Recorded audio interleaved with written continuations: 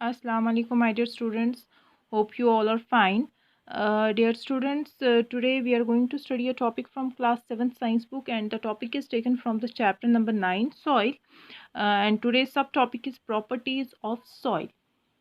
My dear sweet students, कल की video में हमने देखा था कि सॉइल के बारे में मैंने आपको कहा था कि सॉइल क्या होती है और इम्पोर्टेंस ऑफ सॉइल मैंने आपको बताया था कि सॉइल को क्यों हम इम्पोर्टेंट एक नेचुरल रिसोर्स बताते हैं।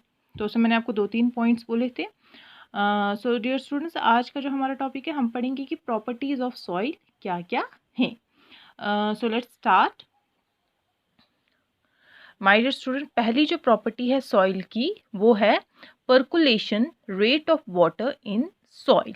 तो सबसे पहले मैं आपको बताऊंगी कि परकुलेशन रेट किसे बोलते हैं। परकुलेशन जो है सिंपली आप ये समझो कि परकुलेशन उस चीज़ को बोलेंगे, कोई चीज़ अगर अपने आप में पानी को फ्लो करने देगी उसको हम उस चीज़ का परकुलेशन रेट बताते हैं। तो पहली जो प्रॉपर्टी सॉइल की है वो ये है कि वो कितना पानी अपने में से गुजरने देती है।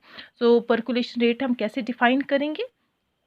It can be defined as the property of the soil by which it allows the flow of water through it. ये एक ऐसी प्रॉपर्टी है सॉइल की जिससे सॉइल जो है अपने में से पानी को फ्लो करने की इजाज़त देती है।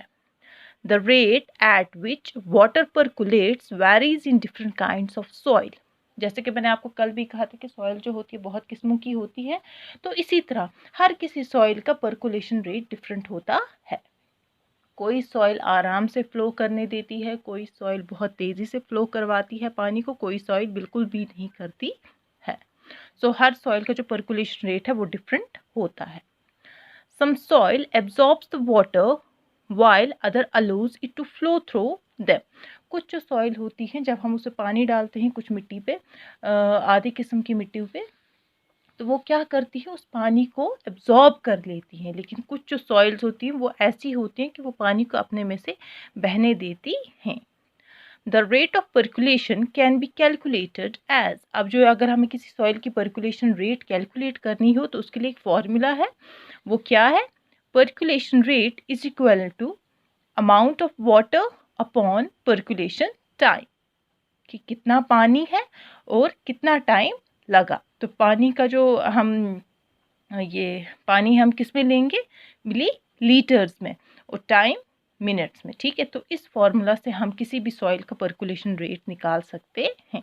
ये तो हो गई first property my dear students. अब जो सेकंड प्रॉपर्टी है सॉइल की वो है मॉइस्चर, यानी कि नमी। आपने पढ़ा होगा कि मॉइस्चर हम नॉर्मली किसको बोलते हैं? नमी को।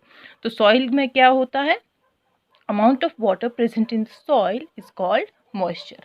अब सॉइल की जो प्रॉपर्टी है वो क्या होती है कि सॉइल में कितना पानी प्रेजेंट है उसको हम सॉइल का मॉइस्चर बोलते हैं।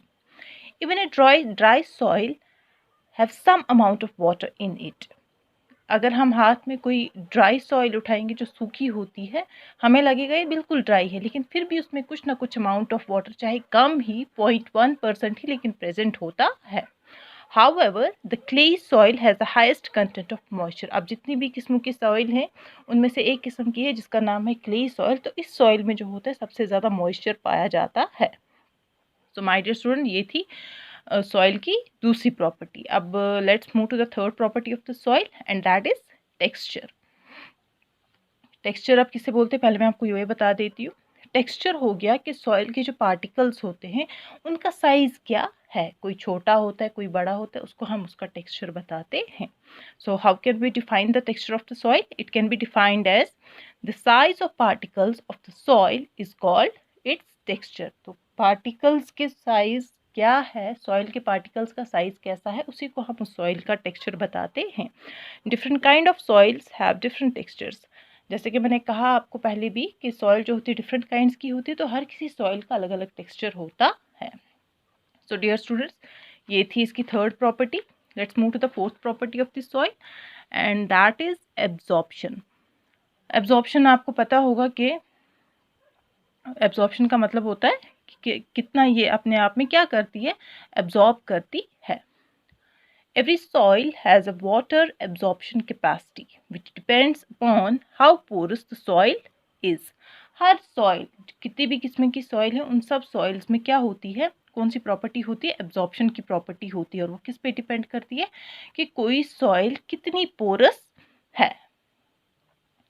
Clay and loamy soil are most porous, hence can retain water in large quantity. अब जो सॉइल की किस्में होती है, इसमें दो किस्में ऐसी हैं जिनका नाम है क्ले और लूमी सॉइल। ये एक ऐसी सॉइल है जिनमें एब्जॉर्प्शन क्वांटिटी बहुत ज़्यादा होती है, ठीक है। That's why crops can grow easily over the soil. इसीलिए इन दो किस्मों की जो सॉइल होती है, इसमें अगर हम कोई भी क्रॉप उगाएंगे तो बहुत ही अच्छे से क्या होता है, ग्रो होता है। On the other hand, sandy soil do not absorb water, so do not support much vegetation. तो ऑन द अदर हैंड क्या होता है, जो दूसरी सॉइल है सैंडी सॉइल, उसमें एब्जॉर्प्शन क्वालिटी जो होती है बहुत ज़्यादा कम होती है, तो इस वजह से उसमें ज़्यादा वेजिटेशन हम ग्रो नहीं कर सकते हैं। सो माय डियर स्टूडेंट्स, ये था आपका आज का टॉपिक कि प्रॉपर्टीज़ ऑफ सॉइल क्या क्या है। पहली प्रॉपर्टी मैंने आपसे कहा कि वो है पर्कुलेशन रेट ऑफ वाटर, दूसरी है मॉइस्चर, थर्ड है texture, and fourth one is absorption. Hope you have understood this topic very well. In the next video, we are going to study the other topic of this chapter. Thank you so much.